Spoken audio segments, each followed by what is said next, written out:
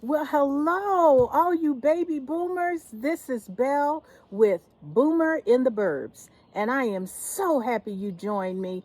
Thank you for all that have subscribed. I don't have many, but we're growing, growing, growing, and I just want to take time to introduce you to the most fabulous, incredibly wonderful, amazing, lovely, and all-time boomer named Yvonne. She is an over-the-road truck driver who has piled on millions of miles, and I had the opportunity to speak with her and interview her at the Fernbank Museum.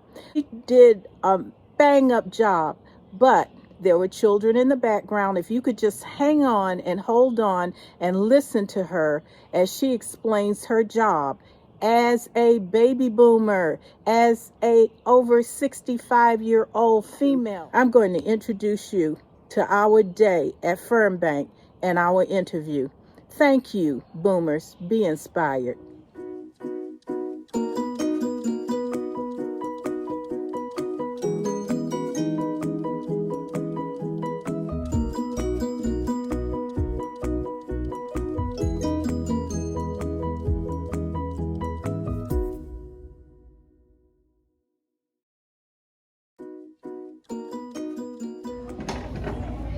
So hi, Yvonne, how are you today? I'm doing fine, Isabel. How are you? All right, I just like to introduce you to our Boomers in the Burbs edition. You will be my first interview, and everyone knows I'm not camera savvy, but we're going to do what we have to do as boomers. Yes. So the first thing I'd like to do is to ask you to introduce yourself, and if you want to, tell us the age range you are. Okay. And then I'm so excited to talk about you because boomer babies, Yvonne is an over-the-road truck driver. We happen to be having a great time here at the Fernbank Museum in Atlanta, Georgia, and we're just here to share her experiences and also to share a good time. So if you would, Yvonne, please tell us about yourself because I think they want to know. Well, first of all, my name is Yvonne, and I am born and raised out of Pittsburgh, Pennsylvania. At the present time, I'm here in the Decatur area, so I will be 66 on the 18th of this month. And I am a truck driver, which I've been doing for 19 years, and I'm getting ready to be gainfully employed with a new company. So I'm just, doing my best as a senior to move forward with my life and continue what my endeavors are, and that's to be a better, more vibrant senior. As far as anything else, my health is pretty good. There's some aches and pains, but that comes with the territory as you move forward in your life. I'm just looking forward to just to continue to do what I do in life, and that's all. I really don't know what to say. This is all well, new to it's me okay. as well. It's all right. Because first of all, I want you to tell our listening audience how you got started in truck driving. I mean, an over-the-road truck driver who is a female, who is black, African American, whatever we want to say. Yes. And who has accomplished this for over how many years? 19 years. 19 years. That's what I want to know. So tell us how you got started as a trucker. Well, actually, it's not even 19. This starts now that this is the new year of 2024. This is actually my 20th year. Whoa.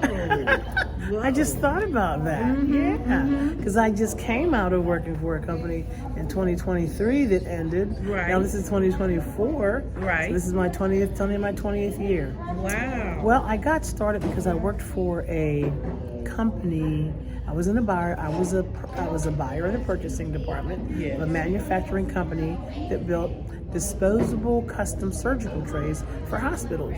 And my job was to track freight that came into the company, ordering some of the parts that go into the tray, which were forceps, scissors, clamps, If a particular item ran short, it was my job to find a substitute. So I was dealing with buyers and vendors trying to find a proper substitute for that doctor to use in his surgical trays. So, when I did that, I found, some products needed to come in right away, like overnight, second day, third day air. But some of them we had to put on a truck from California, and it would take, they said, 5 to 7 days ground. And I said, well, if I ever drove a truck, I wouldn't drive for that company. It just takes too long. So lo and behold, the company that I worked for decided to go out of business, and I had to look for a new job. So there I was, wondering what was I going to do. Well, a friend of mine that I graduated high school with, her name is Sue. She said, well, why don't you drive a big truck? I said, a big truck? I said, 18-wheeler? She said, yes. And I thought about it, and I was like, and I also prayed about it, which is very important. Yes. Because I was entering into something totally out of my realm of knowing to do, especially for a woman. Right. So I did that. I went to school, and I passed the test, and I got on the road. Wow. So when you look at the challenges when you're in those big rigs, tell me the most incredible thing, because I just look at the mechanisms. I can do 3 gears. How many gears are in a truck? 10. 10? Well, that's with a Super 10. There are some that have 13 and 15. I've only actually driven a 15 speed one time, and I love splitting that splitter to split to the next set of gears. Yay! and so if you are doing those 10 gears and you're moving right along, yes. How is it when you get to the truck stops? I think we all want to know what happens when you get to the truck stops. Well, when you get to the truck stops, first thing you do is you're there because you want to get fuel. So you pull into the fuel island. If it's one is open, if not, you got to wait behind another driver to move after he's fueling his trucks. So you pull up to the pump, you pop your brakes. Usually I only set my tractor brakes. I never usually set my trailer brakes because it's a good habit not to do that, especially in the winter. Because if you've ever been riding for some miles and you decide to set your trailer brakes, if the temperature is cold enough, you could freeze. Whoa. So you don't want to set them because then now you're stuck. But that's an easy fix. Okay. You take a rubber hammer and go back there and tap it easy because you don't want to crack that rim or crack the brake itself. So other than that, then you get out and you usually at the pump they want your tractor number, trailer number. If you have to put in a load number, you have to put that in the system, the mileage, but usually the company have cards and you swipe them and, you put all that information in and then you start fueling your truck. Wow. So when you get down to the truck stop and you're fueling, is it predominantly a male situation? Yes, you'll find there's more males in the industry because when trucking first started, that's all it was males. These were males that came off of farms and different areas, and they went straight into driving a truck. Because they went from a tractor. The only thing that's different from a farm tractor to the truck, there's really no difference. The engine and everything is still the same. Wow. It's just the way that it looks. It just looks different, So my next question for you is, have you ever been mistaken for a passenger, not a truck driver? Do people look at you like, what are you doing down here with all us truckers? No.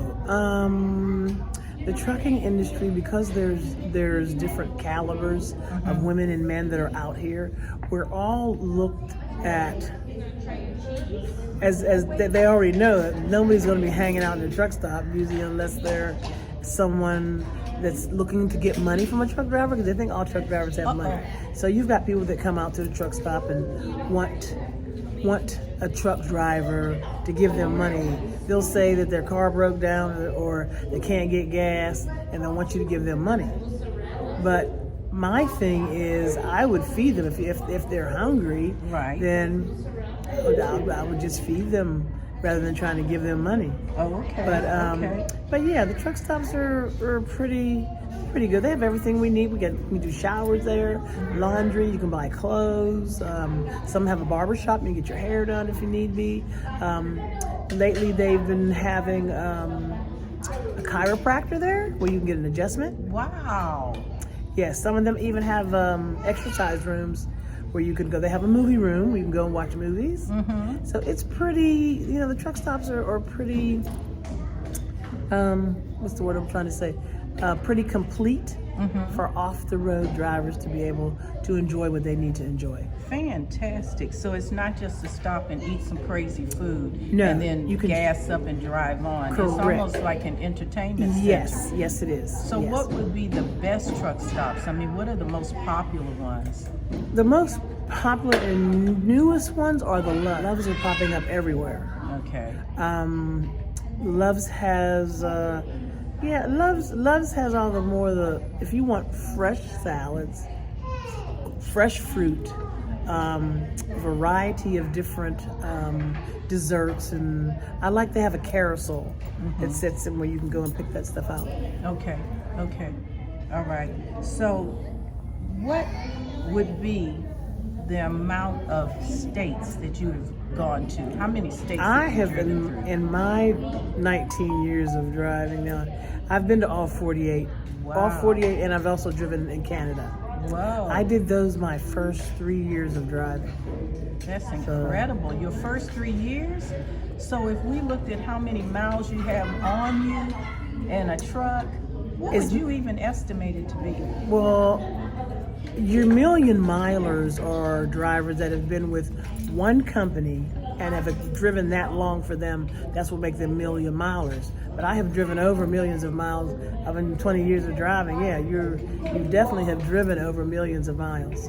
Wow. So someone would say to you, and that's an incredible number, but someone would say to you, Yvonne, what are the joys of driving? The joys of driving are peace and quiet, seeing parts of the country that you haven't seen before. My experience was going out in Montana during the winter months and seeing white-tailed deer running across the road. To me, that was exciting. Then I had a chance to see a moose. I was up in upstate Maine and had a chance to see a moose afar off.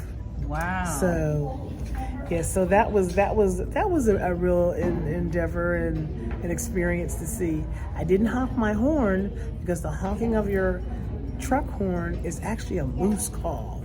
Ooh. It attracts the male moose, and he thinks that you're a female, so and they will attack your truck. So that's something that you don't want to do. Okay.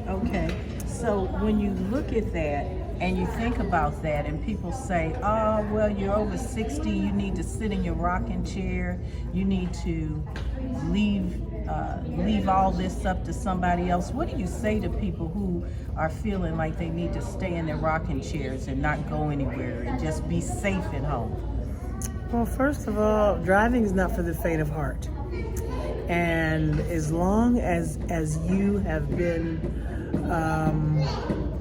as long as you feel like that's a dream of yours to drive and you want to travel across the country, that's something that you should do. I mean, I don't think anyone telling you can't do it, and not being able to.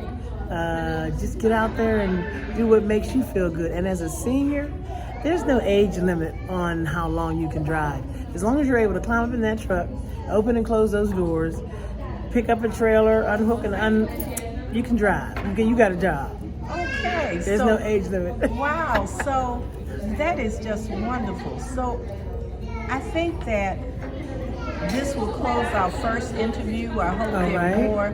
We happen to be at Fernbank in the cafeteria, so we have our little side noises, but hey, we're used to children. Exactly. And so the last thing I want to ask you is, do you have any other thing that you want to tell us? If not, we'll close it out.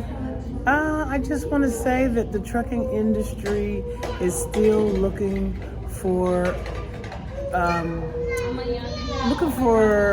adventurers, because driving a truck is like an adventure. We're like cowgirls and cowboys in a mechanical truck, and we just go across the plains from one coast to another. And I just want to say that, hey, that's the thing to do. If you want to drive, get out there and drive. Okay. Well, I thank you so much for coming to join me. Thank you for having me. To have an interview with me. I know that your story will really inspire people. I have plenty of grandmas and great-grandmas who are taking care of their grandchildren. Yes. So forgive the background noise, but we're having fun anyway. And I'd like to thank you for being with us today. And I look forward to interviewing you when you get with your new company. All right. Thank you, Isabella. It was my pleasure.